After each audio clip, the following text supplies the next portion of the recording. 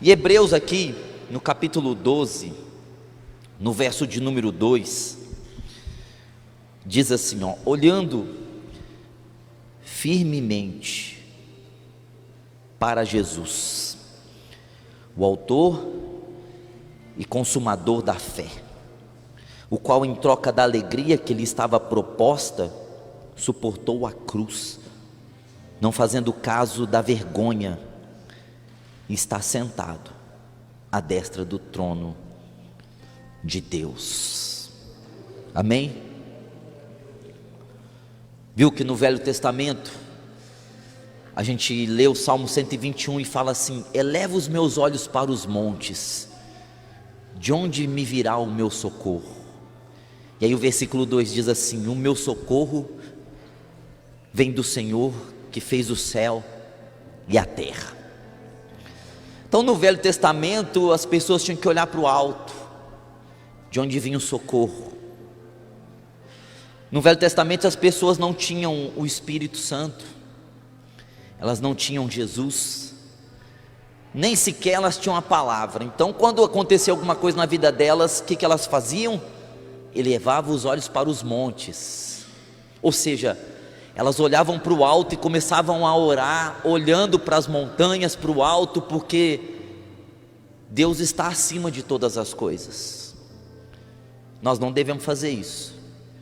Eu sei que talvez você já viu alguma igreja fazendo a campanha do Salmo 121, eleva os meus olhos para os montes, mas na nova aliança, nós não somos convidados a olhar para os montes, nós somos ordenados a olhar para Jesus.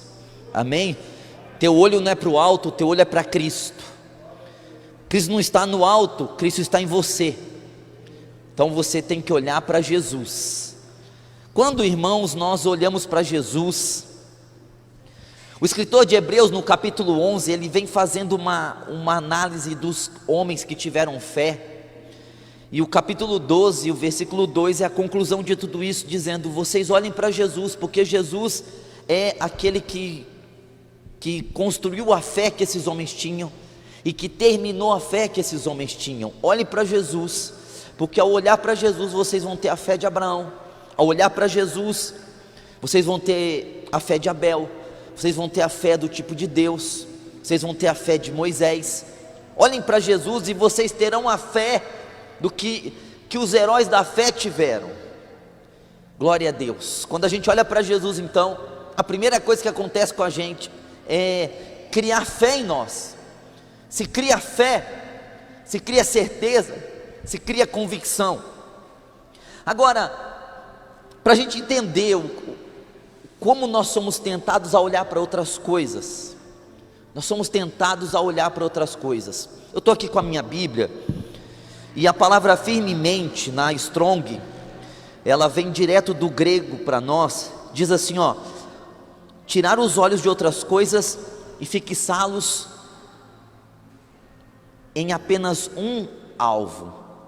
Firmemente quer dizer isso, tirar os olhos de outras coisas e fixá-lo em um alvo apenas. Então esse é o sentido de firmemente. É tirar os olhos das outras coisas e colocar os olhos apenas em Jesus. Então se você disser assim, eu olho para Jesus, mas eu também olho, sabe, o mundo como que está, eu olho as pessoas, eu olho as dificuldades, eu analiso as coisas.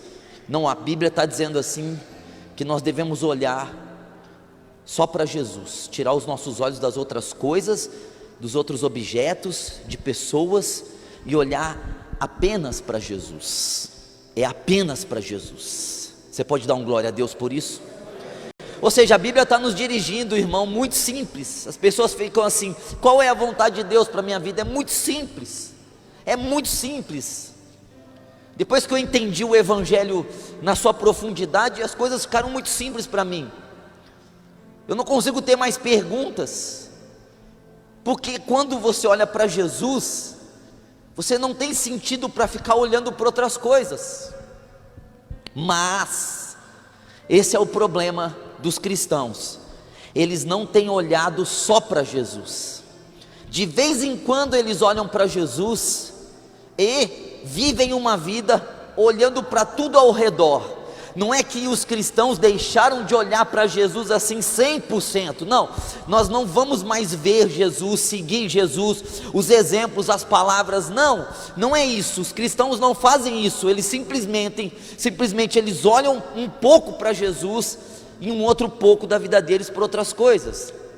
Então as pessoas que têm costume de pensar que Jesus está na igreja, no templo, elas vêm aqui e elas dizem, vou ficar 1h30 aqui com Cristo, para me fortalecer durante a semana. Então ela está olhando para Jesus, ela está ouvindo Jesus aqui, e aí depois ela passa uma semana inteirinha olhando para as outras coisas que não é Cristo.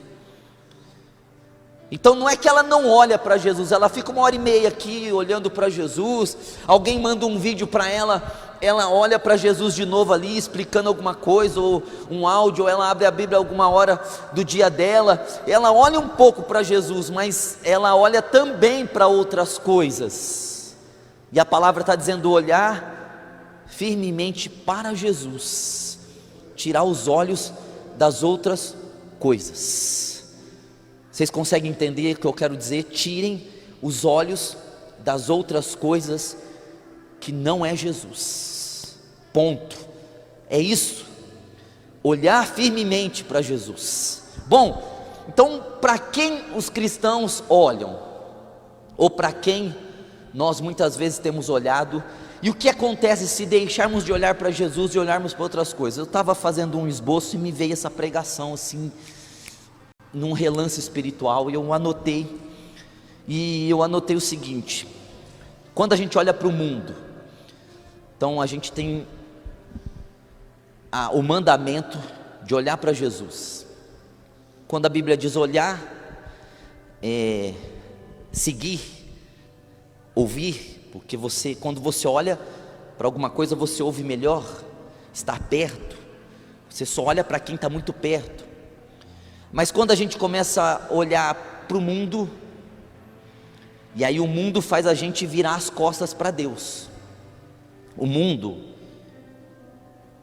faz você virar as costas para Jesus. Jesus está aqui, você tem que olhar firmemente para Ele. Se você começar a olhar para o mundo, é como se você virasse as costas para Jesus, você deixa de olhar para Jesus e passa a olhar para o mundo. Qual é o efeito do mundo na nossa vida? Fazer com que nós viremos as costas para Jesus. O nosso relacionamento tem que ser de frente. Você não consegue olhar para uma pessoa de costa para ela, você tem que olhar de frente. Qual é o efeito do mundo? É fazer você deixar de estar de frente a frente, face a face com Cristo, e virar as costas para Jesus e olhar para as outras coisas que não é Jesus. Jesus está nas tuas costas, você não consegue ver alguém que está nas tuas costas, você consegue ver coisas à sua frente. O mundo faz isso, o mundo te tira os olhos, faz você tirar os olhos de Jesus e faz você virar as costas para Ele, porque se você estivesse vivendo o mundo e o mundo não fizesse isso com você, você ia continuar olhando para Jesus, então você não ia conseguir ficar muito tempo olhando para o mundo. Então o mundo tem que fazer você virar, o mundo faz isso, faz a gente virar as costas para Deus. Então o que é virar as costas para Deus? É perder o relacionamento com Jesus. É por isso que tem gente que não consegue se firmar, porque ele vem para a igreja, mas ele está vivendo o mundo, ou seja, ele nunca consegue ver Jesus, porque ele está de costas. O mundo faz isso com a gente, faz a gente virar as costas para Ele. Olha só, a Bíblia diz que a amizade com o mundo é inimizade com Deus. 1 João 2,15 diz isso, que se eu tenho amizade com o mundo, olha só como que bate, você é inimigo, ou seja, você vira as costas. Quando a gente é inimigo de alguém, a gente não consegue ficar olhando para esse inimigo, porque cria ira, cria ódio, cria repúdio, cria nojo, cria vingança. Então, quando você tem um inimigo, qual que é o sintoma da tua vida? Você não quer olhar e você não quer ficar de frente a frente para ele, você evita esse inimigo, você evita, você vira as costas. Se você sabe que teu inimigo está ali, você fala, eu não vou lá, porque se eu for lá e ver fulano, eu sou capaz de olhar para a cara dele, eu não vou com a cara dele, eu posso dar um soco na cara dele. Você evita de estar nos lugares onde os seus inimigos estão, você evita de ver o seu inimigo, porque ver causa ira. Olha o que a Bíblia está dizendo, que quando a gente é amigo do mundo, nós nos tornamos inimigos de Deus. Ou seja, o mundo faz a gente evitar Deus.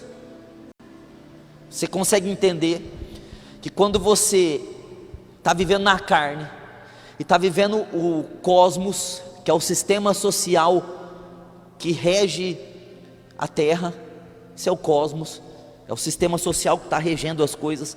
Quando você vive o sistema, esse sistema faz você virar as costas para Deus. Você não consegue olhar para Ele, porque quando você olha para Deus, você sente vergonha, ou você sente raiva, ou você sente que Ele está longe de você, ou você está longe dEle. Você nunca tem comunhão, porque o mundo faz a gente virar as costas, faz a gente ser inimigo de Deus. Então, quando eu tenho o mundo na minha vida, eu estou tendo alguma coisa na minha vida que vai atrapalhar a minha amizade com Deus. Não, pastor, não tem nada a ver não, eu posso viver, eu posso vir na igreja, como tem muita gente que faz isso, vem na igreja uma vez por semana e vive o resto da semana no mundo. Mas esses cristãos não são cristãos, são simpatizantes da fé. São pessoas que se simpatizaram com a música, e aí essas igrejas que estão pregando autoajuda e revelação estão cheias por causa disso. Porque se você pregar a mesma palavra, se você tirar a revelação, as campanhas, as promessas mentirosas, essas igrejas esvaziam, porque ninguém está ali por causa da face de Jesus, do relacionamento. As pessoas estão ali por causa das mãos. Vem hoje porque hoje você vai prosperar, vem hoje porque hoje vai ser tremendo, a glória de Deus vai manifestar, e você que era cauda, você vai ser cabeça. Então as pessoas vão lá assim hoje, então eu estou indo lá. Ninguém vai por causa de Jesus, mas vai pela propaganda mentirosa do que Jesus faz. E aí depois essas pessoas vão para o mundo, viver o mundo. O mundo, em primeiro lugar, é regido pelo diabo. Não tem como escapar disso. Jesus disse isso em João 14:30, quando Judas se aproximava, e Jesus falou assim, aí vem o príncipe desse mundo, ou seja, quem vinha em Judas, o diabo. Não que Judas era o príncipe, mas quem estava em Judas, Jesus chamou ele de príncipe. Aí você pega as epístolas, você vai ver Efésios 2:2, Paulo diz, o príncipe das potestades do ar, beleza. Aí você vai para 2 Coríntios 4:4, o Deus desse século cegou o entendimento dos incrédulos. Então, Jesus chamou ele de príncipe, Paulo chamou ele de príncipe, e Jesus chamou ele de Deus. Desculpa, Paulo chamou ele de Deus. Não tem como escapar que o mundo é regido pelo diabo. Então se eu quero ter um relacionamento com Deus, eu preciso ser inimigo do mundo. Não tem meia boca. Pastor, mas a gente tem que, ser social. A gente tem que viver na sociedade, mas não se corromper com a sociedade. Pastor, mas Jesus estava no meio de cobradores de impostos, prostitutas, meretrizes, bêbados. E as pessoas falam assim, se Jesus estava lá, por que eu não posso estar? Mas Jesus nunca esteve no meio de pessoas para fazer o que essas pessoas estavam fazendo. Jesus nunca esteve nesse mundo para curtir o momento junto com as pessoas. Nunca fez isso. Por exemplo, hoje à noite Jesus vai dar uma volta e ele vai ir numa boate e ele vai lá curtir, ele não vai fazer nada de errado, mas ele vai lá curtir. Não, Jesus nunca fez isso, nunca curtiu o que o mundo curte. Ao contrário, onde Jesus estava, ele estava com missão, com propósito. Ele estava para pregar o reino de Deus. Então ele não estava ali para não se corromper, mas está no momento ali, na diversão. Não, Jesus nunca fez isso, Jesus nunca precisou disso.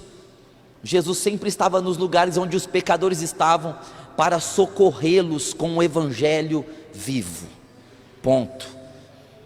As pessoas que estão vivendo o mundo, estão vivendo na igreja, a gente chamava isso antigamente de crente Raimundo, um pé na igreja e outro no mundo. Crentes que são Raimundo, que estão com um pé aqui dentro e outro lá fora, o diabo vai te tirar daqui de dentro, porque o mundo faz você ser inimigo de Deus, faz você virar as costas para Jesus. Você não consegue ouvir Jesus direito, você não consegue ver Jesus, você não consegue sentir Jesus, porque você não está de frente para Ele. O mundo fez você virar as costas, então o mundo vai cada vez te atrair mais, porque você está andando na contramão de Cristo. Tire o mundo da tua vida. Tire tudo que é do mundo, o máximo de coisas que você tiver do mundo na sua vida, retire de você, e o teu relacionamento com Deus vai ser bem maior, porque você vai estar virado para Jesus, olhando firmemente para Jesus. Glória a Deus. Se você puder, não ouça nenhuma música do mundo, nenhuma. Existem algumas que não tem nada a ver. Mas se você tiver alguma fraqueza de tipo, essa daqui não tem nada a ver, mas essa daqui tem. Aí se você tem essa fraqueza, ouça louvores. O louvor te leva para Deus. O louvor te fortalece a alma, o louvor te preenche o espírito, o louvor o louvor é maravilhoso, não é? E às vezes eu sinto falta de ouvir louvor, porque eu fico muito na Bíblia, muito na palavra, porque cada um é de um jeito. Mas aí quando eu ouço um louvor é maravilhoso. Se você, irmão, tiver sabedoria, não vá em nenhum lugar que é sistema social de ímpio para entretenimento. O máximo que você puder evitar essas coisas vai ser melhor para você. Mas eu vou no barzinho lá, não tem nada a ver. Tem nada a ver. Tem nada a ver mesmo. Que o diabo quer que a gente saiba que não tem nada a ver. Mas tem a ver, porque o mundo faz a gente ser inimigo de Deus. Pastor, mas então quer dizer que eu não posso ver nada? Você pode ver tudo aquilo que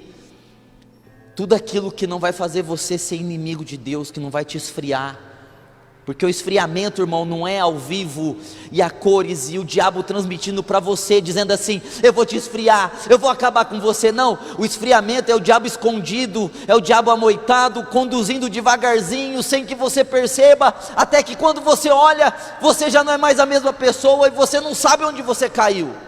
Você tem que fazer uma análise e falar assim, onde eu caí? Glória a Deus.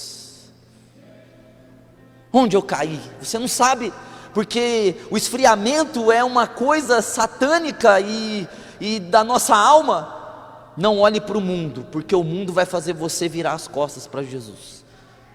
A mulher de Ló mesmo olhou para Sodoma e Gomorra, e a única ordem de Deus era essa: saiam de Sodoma e Gomorra, não olhem de jeito nenhum para trás. Mas a mulher de Ló, eles dizem que ela tinha deixado muito ouro, muita prata lá, muita coisa em Sodoma e Gomorra.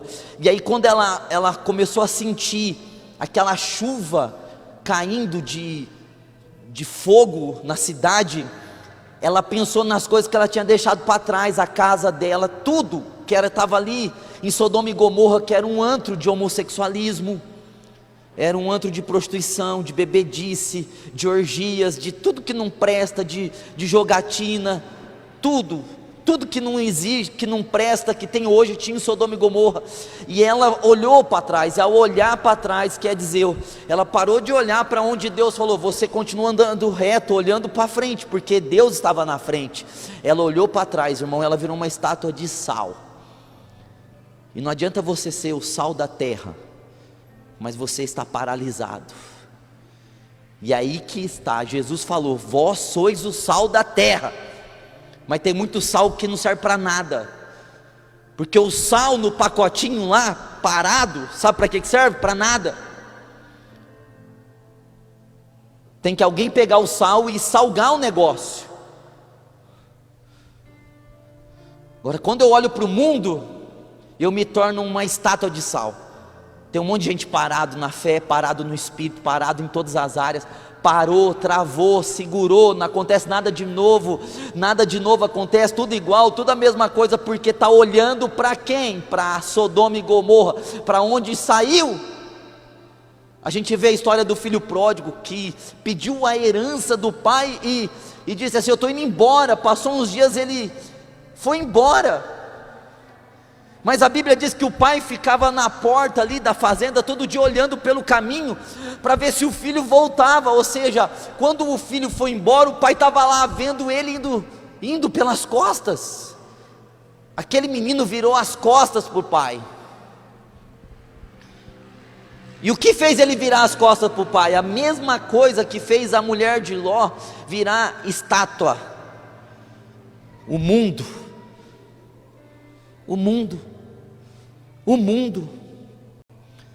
Agora, em segundo lugar, o que faz a gente ter problema é quando a gente olha. A primeira é para o mundo, o segundo é para a lei. Por quê? O mundo é o desejo da carne, a soberba da vida, a concupiscência dos olhos, né? O desejo dos olhos é o querer as coisas que os ímpios têm. Todo mundo tinha que ler o Salmo 73.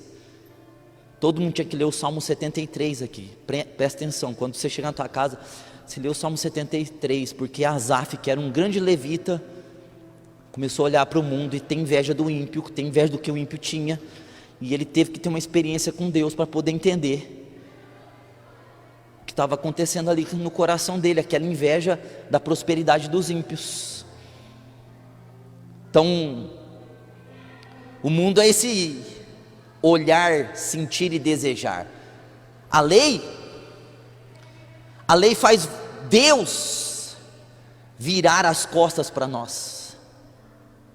Agora, se o mundo, então, olha só, para você entender, o mundo faz a gente virar as costas para Deus, mas a lei faz Deus virar as costas para nós. Na lei, sempre Deus está de costas. Na lei, ninguém pode ver Deus. Ninguém. Isso é um exemplo tão grande, que Moisés falava com Deus face a face, certo? Não quer dizer que ele via a face de Deus. Mas um dia Moisés falou assim: eu quero te ver, me mostra quem o Senhor é. E Deus falou assim: ó, você não pode ver, não, homem nenhum pode ver, porque morre. Mas eu vou te colocar na fenda de uma rocha e eu vou passar, vou colocar as mãos em você, eu vou passar, quando eu passar por inteiro, você vai olhar e ver as minhas costas. Ou seja, Moisés, que é o legislador, que trouxe a lei, ele viu, Moisés, o homem mais santo que existiu no Antigo Testamento, possivelmente, seja o homem mais santo, o homem que teve mais comunhão com Deus, ele não pôde ver Deus de frente, ele foi colocado na fenda de uma rocha, a mão de Deus cobriu ele. Quando Deus passou, ele olhou e ele viu as costas de Deus. Por que Deus deu esse exemplo? Porque Deus diz assim, ó, na lei, os homens sempre vão me ver de costas. Na lei, os homens sempre vão me ver indo embora. Na lei, os homens nunca vão me ver vindo, me aproximando, porque a lei não aproxima. A lei vai fazer com que eu sempre vá embora. Por quê? Porque quando eu vivo a lei, eu quero fazer as coisas por mim mesmo, eu quero viver os mandamentos. Eu acho assim, ó, se eu conseguir cumprir todos os mandamentos, Deus está comigo, Deus vai me abençoar. É óbvio que eu não vou sustentar isso por muito tempo. É óbvio que nenhum ser humano por si mesmo pode se manter santo por um determinado tempo. Cada um tem suas limitações. E quando eu cair da minha santidade, eu vou sentir que Deus está longe de mim, Porque a lei veio para isso, para fazer o homem entender que Deus está longe, que Deus não vai se aproximar, porque tem pecado. Então, meu irmão, se você é mundano, você virou as costas para Deus. Se você é religioso, Deus está de costas viradas para você. Sempre haverá o sentimento de que Deus não está te respondendo, de que Deus está longe, de que você está frio. Quanta gente me converti em 94, eu ouvi centenas de pessoas dizendo assim para mim: eu estou tão frio com Deus, estou tão frio. Gente, essas pessoas não entenderam Jesus, e eram pessoas, olha, velhas de igreja, velhas, longa data de igreja. Estou tão frio, parece que Deus está longe, o céu está de bronze, parece que Deus não me responde, parece que eu estou falho com Deus, parece que eu estou em condenação. Nossa, eu estou tão desanimado, sabe, eu já pensei até em desistir. Gente, esse povo que tem coragem de falar um troço desse, eu já pensei em até desistir, conheceu Deus? Não, conheceu a lei. Porque quando eu conheço a lei, eu começo a ter esses sentimentos, eu desanimado, porque eu não consigo cumprir meu chamado, eu não consigo fazer a vontade de Deus, eu não consigo ser o que eu quero ser, eu não consigo fazer uma oração e falar assim: de hoje em diante vai ser assim, assim, assim, depois de 3 meses eu estou pior do que eu estava. Eu não consigo, eu estou desanimado porque eu não consigo, eu estou desanimado porque eu sei que eu estou falho, eu estou desanimado porque eu sei que eu não estou agradando a Deus como deveria, eu estou desanimado porque eu não estou na vontade de Deus. Tudo é lei, porque a lei é isso aí, a lei é colocar luz no meu pecado, na minha falha, na minha fraqueza, no meu erro. Então as pessoas dizem assim: estou tão desanimado, estou com vontade de desanimar. Gente, elas não conheceram Jesus, elas conheceram a lei. Elas não são convertidas a Jesus, elas são convertidas à lei. Tem muita gente dentro da igreja que não nasceu de novo ainda, porque a lei substituiu o lugar de Jesus. Porque jamais uma pessoa que conheceu Jesus, e parece ser muito doido isso, irmão, mas é a verdade, jamais uma pessoa conheceu Jesus, ela vai falar assim: eu estou desanimada da fé. Não, ela pode falar: estou desanimada desse mundo, estou desanimado, mas ela pode até dizer: estou desanimada da minha vida financeira, porque olha tanta coisa que acontece, normal. Agora, de Cristo, não tem possibilidade nenhuma. Essas pessoas que estão nesse nível de vida estão vivendo a lei, e a lei vai tirar elas,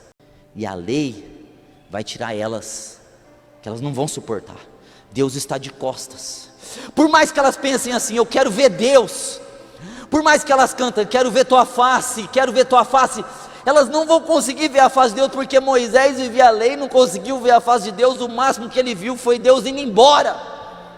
E quem está vivendo a lei, o máximo que consegue ver é Deus indo embora. Nunca consegue ser o que tem que ser, nunca consegue fazer o que tem que fazer, nunca consegue estar alinhado com quem tem que estar alinhado. Sempre tem algo errado, sempre tem um vazio, uma coisa, uma pergunta. Gente, não se convertam à lei, se convertam a Jesus. É Jesus que nos salva, não é a lei. A lei vai te matar, porque é o ministério da morte, 2 Coríntios 3:7. É por isso que tem um monte de crente assim: eu estou tão fraco, estou morto espiritualmente, estou isso, estou assado, estou assim, eu não sei o que acontece comigo. Uma hora eu estou bem, outra hora eu estou mal, uma hora eu quero vir na igreja de segunda a segunda, outra hora eu nem quero vir no culto. Gente, você precisa ter um encontro com Jesus Cristo, porque Jesus é a vida que nós precisamos viver. A lei é uma mudança de ideia na nossa cabeça, uma filosofia de vida, é uma moralidade para nós, mas Cristo não é filosofia, não é ideia, não é moralidade. Cristo é vida. O Evangelho é vida, meus irmãos. Bom, então eu não posso olhar para o mundo, porque senão eu viro as costas para Deus. Se eu viver a lei e olhar para a lei, Deus está virado as costas para mim. Em terceiro, se eu olhar para mim mesmo, que aí tem esse problema também. Tem gente que olha para si mesmo, e tem várias maneiras de olhar para si mesmo. Isso aqui, cada tópico aqui daria uma mensagem, mas eu estou resumindo. Mas eu vou dar um exemplo só. Jeremias 17:10, enganoso é o coração do homem mais do que todas as coisas. Acabou. Rapaz, mais do que tudo. Então quando eu olho para mim, eu estou olhando para o próprio engano. Você consegue entender que quando você tem olhos demais para você, tudo é você, tudo é o que você pensa, é o que você sente, tudo é tuas ideias, você tem um valor de si mesmo, você tem as tuas opiniões, as tuas decisões. E eu vou dizer para você, Jeremias 17:10 de novo, enganoso é o coração do homem mais do que todas as coisas. Você está olhando para o próprio engano. Quando você olha para si mesmo, tem gente que tem problema, e eu vou colocar o nome aqui desse problema de síndrome de Lúcifer. Se acha, se sente o maior, o melhor, o poderoso. Síndrome de Lúcifer. E baseia a vida no que ele pensa de si mesmo. E tem a síndrome da inferioridade. Gente que tem muita fraqueza emocional, sentimental, que tem problema de autoestima, tem problema de se sentir bonito, se sentir inteligente, se sentir capaz, olhando para si mesmo, e aí fica baseando a vida assim: eu sou um lixo porque eu não consigo estudar, eu sou um lixo porque meus irmãos têm dinheiro tal, e começa a fazer a análise com outras pessoas, eu sou um lixo porque eu não tenho o que o sistema tem, porque o sistema está implantando para nós agora assim, que para você ser vitorioso, você tem que ter uma casa própria, ter 2 carros e ter dinheiro guardado. É o que o sistema está aplicando para nós. Eu nunca me senti derrotado andando de bicicleta. Eu sempre me senti vitorioso, irmão, porque Jesus está em mim.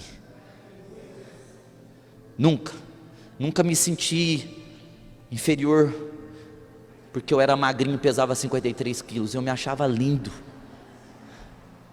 nunca tive problema de autoestima, nunca olhei no espelho e falei assim: nossa, como que eu estou feio. Não, mesmo que os outros falam que eu era feio, perante Deus eu olhava para o espelho e falava assim: gente, o que é isso aqui? Mesmo os outros dando testemunho, meu não, os demônios falando e eu reprimindo os demônios, irmão. Eu sei que eu estou falando com você, mas amém. Porque o que define a gente não é o tanto de dinheiro que a gente tem, é o tanto de paz que a gente tem. Amém? Não é verdade? Agora, quando eu fico olhando para mim mesmo, eu fico com esse negócio: eu estou morando de aluguel, e fulano tem 10 anos a menos que eu, e já tem a casa própria. Misericórdia! Enganoso é o coração.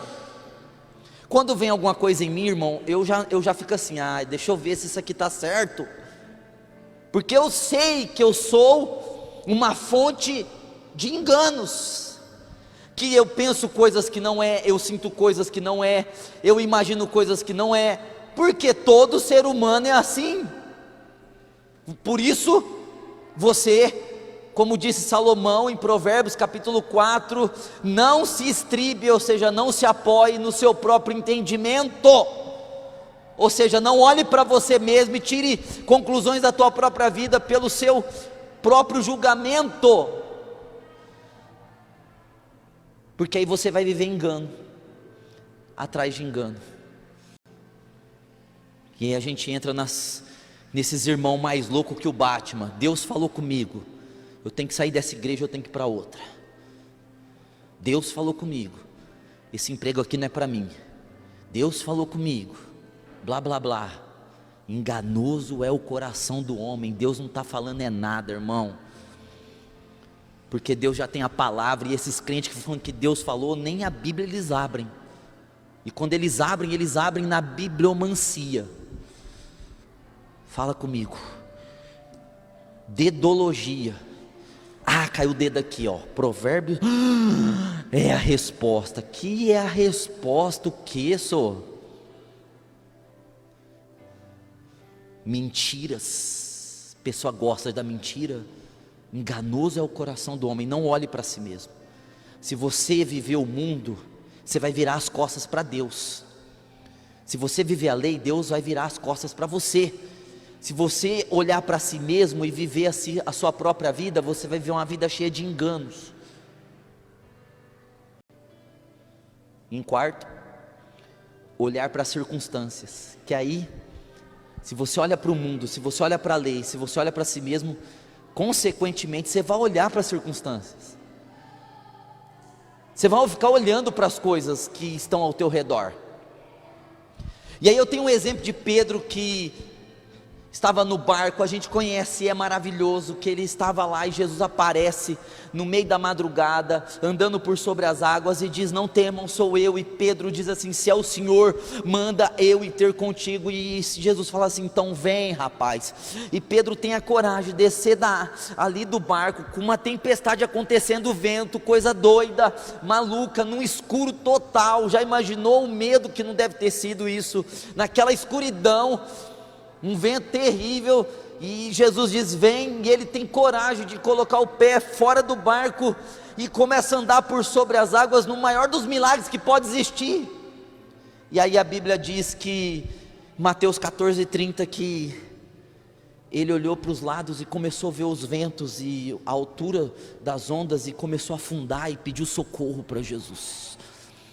Porque enquanto ele estava olhando para Jesus, irmão, ele não estava olhando para a onda, para vento, para nada. Ele estava vendo o autor da palavra de Deus ali falando: vem. E é isso. O capeta faz a mesma coisa. Faz você ficar olhando para os lados, para pessoas. E irmãos, o que eu estou vacinado esses últimos dias, o que tem acontecido muito comigo, é gente usada pelo próprio Satanás para vir falar comigo as coisas, e eu mando fogo.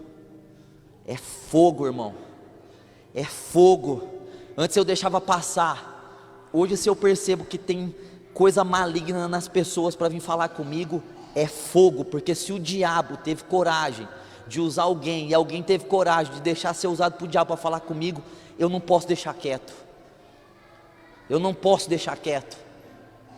Mas as pessoas estão muito preocupadas com a vida dos outros, com o que os outros fazem, com o que os outros deixaram de fazer. Para de olhar para as pessoas, para de olhar para o exemplo das pessoas, para de olhar para a vida das pessoas, para de olhar o que as pessoas falam, para de olhar para quem tem alguma coisa, alguém que não tem, para de olhar para quem fala alguma coisa de você. Jesus só autorizou você a olhar para uma pessoa só, que é Ele mesmo, firmemente para Jesus. Olha para Jesus. Agora, se ficar olhando para as pessoas, e a gente tem um exemplo na igreja, de gente que sai da igreja e fala assim: eu saí da igreja porque, irmão, você saiu da igreja porque fulano fez isso. Gente, era para eu ter virado satanista então, que o tanto de maldade que as pessoas já fizeram comigo, maldade mesmo, terríveis. Eu nunca atribuí isso a Cristo, à igreja, porque nunca, porque eu sei que de Cristo só sai coisa maravilhosa. Eu saí da igreja, eu saí de tal lugar. Irmão, olha para Jesus. Olha para Jesus, o autor e consumador da tua fé. Ele tem mãos furadas, é na coxa dele que está escrito: Rei dos reis, Senhor dos senhores. É Ele que é o Salvador de todas as coisas, é Ele que foi envergonhado para que você fosse honrado. Ninguém, irmão, tem nada para você, nem eu tenho nada para você, nenhum de nós temos nada um para os outros. Quem tem alguma coisa para nós é quem está dentro de nós, Ele. Mas a minha vida financeira, para de olhar para a tua vida financeira, para de olhar para tudo que não é Cristo, para de olhar para vento, para barulho de vento, para mar, para qualquer outra coisa. Olha para Jesus e tudo se alinha. Glória a Deus. Eu sei que nós somos tentados a ficar olhando para guerra financeira, guerra espiritual, demônio, pessoas, mau exemplo de pessoas. O pastor, ele não acredita que os outros fazem mal. Eu acredito que os outros fazem mal. Eu acredito que os outros falam mal de nós. Eu acredito que tem gente maligna que quer só prejudicar a gente. Eu acredito em tudo isso, e eu sou um exemplo de levar pancada com isso. Mas eu não vou ficar olhando para isso. Vou ficar paralisado? Eu acredito sim, irmão, que tem gente, nossa, gente veaca, malandra, maligna, peçonhenta, e tem gente que é usada pelo diabo, é bênção, mas é usado pelo diabo. Isso pode acontecer com qualquer um de nós. Nós somos bênção, e em um momento a gente é usado pelo demônio, mas a gente volta atrás, pede perdão, alinha, ajusta. Uau, é bênção. Agora tem gente que não tem jeito, mas Deus não mandou ficar, olha para fulano porque fulano é maligno, olha para Beltrano porque Beltrano é ingrato, olha para Cicrano porque Cicrano é invejoso, olha para Beltrano porque Beltrano é traidor. Não, olhe firmemente para Jesus. E eu vou ignorar que tem? Não, eu sei que tem, mas eu vou olhar para quem me deu o exemplo de vida, Cristo. Por fim, irmão, e aí é a palavra mesmo viva de Deus, nós temos que olhar para a graça, porque a graça nos coloca frente a frente com Cristo. Porque se o mundo faz a gente virar as costas para Deus, se a lei faz Deus virar as costas para nós, se olhar para nós mesmos faz a gente viver o engano, se olhar as circunstâncias e situações faz a gente afundar, olhar para a graça nos faz olhar face a face para Jesus, porque não tem nada a ver comigo, tem a ver com Ele, porque não tem nada a ver com aquilo que eu sou, mas tem a ver com aquilo que Ele é. Não tem nada a ver com aquilo que eu realizei, tem a ver com as coisas realizadas por Ele. É por isso que eu tenho que olhar para Jesus, porque o único jeito de eu ficar face a face, frente a frente, tete a tete, olho no olho com Cristo, é eu viver graça, eu viver o favor que eu não mereço. Glória a Deus. 2 Coríntios 3,18 diz: olhando de glória em glória, com o rosto descoberto para Jesus, de glória em glória, de doxa em doxa, de exaltação em exaltação, de exibição de Deus em exibição de Deus em nós, olhando para Jesus. E quando você olha para Jesus, é o único jeito que você vai ter de ficar sempre vendo Ele, é estar debaixo de graça. É nunca pensar assim, não, eu mereço e eu tenho que olhar para Jesus. Você vai cair. Não, eu vou dar uma olhadinha no mundo, depois eu volto. Você vai cair. Eu vou olhar para as minhas emoções, olha quem eu sou, eu também mereço ver a minha parte, o meu lado. Você vai cair. Eu vou olhar para as circunstâncias, situações, eu vou resolver. Você vai cair.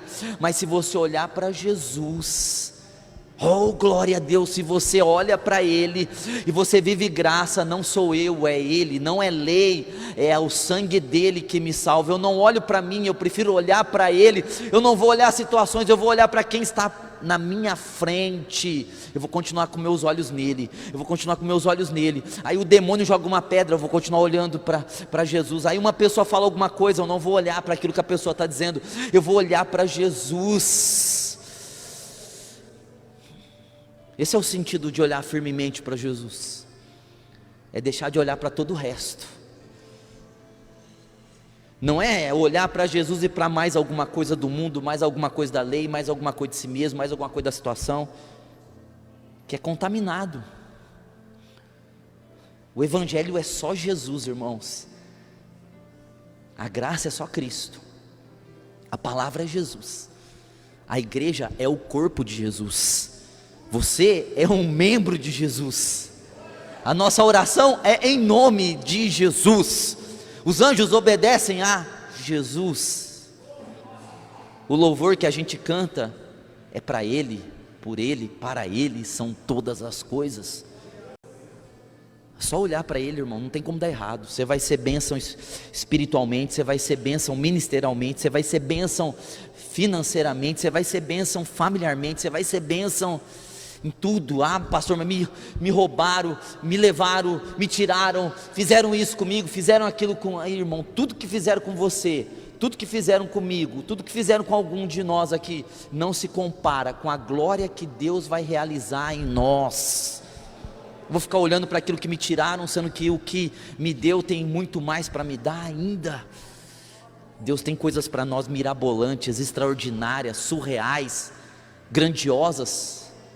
Glória a Deus, irmãos. Olha para Jesus, olha para Jesus, coloca no teu coração isso.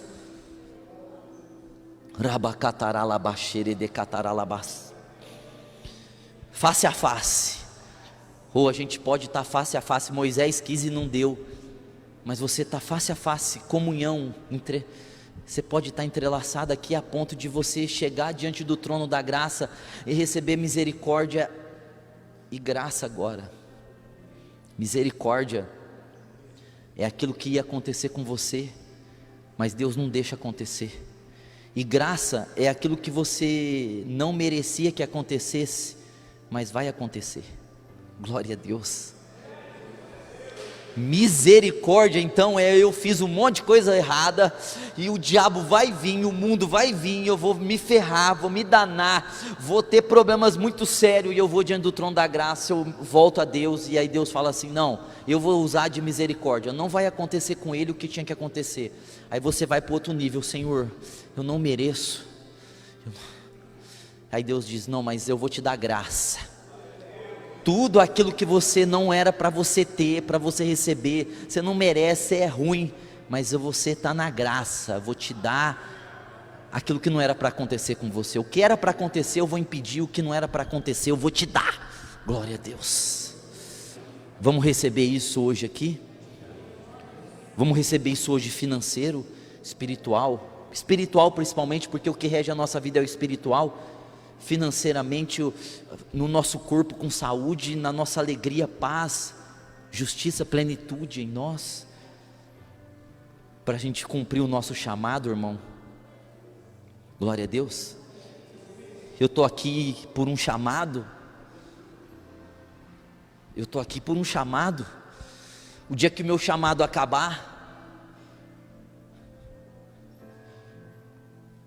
o dia que o meu chamado acabar, eu vou ter medo do Covid, porque aí eu posso pegar e morrer, porque acabou meu chamado. Eu vou ter medo de pegar o meu carro e poder ter um acidente, acabou meu chamado. Eu vou ter medo de eu ter um problema de câncer, porque acabou meu chamado. Mas enquanto eu tenho um chamado, não preciso ter medo de nada. Enquanto você tem um chamado, irmão, nada e ninguém pode te destruir. Nada e ninguém pode destruir você. Mas eu sei que eu tenho um chamado ainda.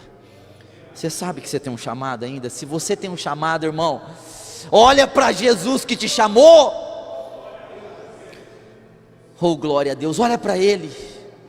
Olha para Ele, esquece todo o resto. Esquece o resto. Quando eu digo o resto, é tudo completo, pleno, tudo o que não é Cristo é resto. E olha só para Jesus. Para Jesus, para Jesus, para Jesus.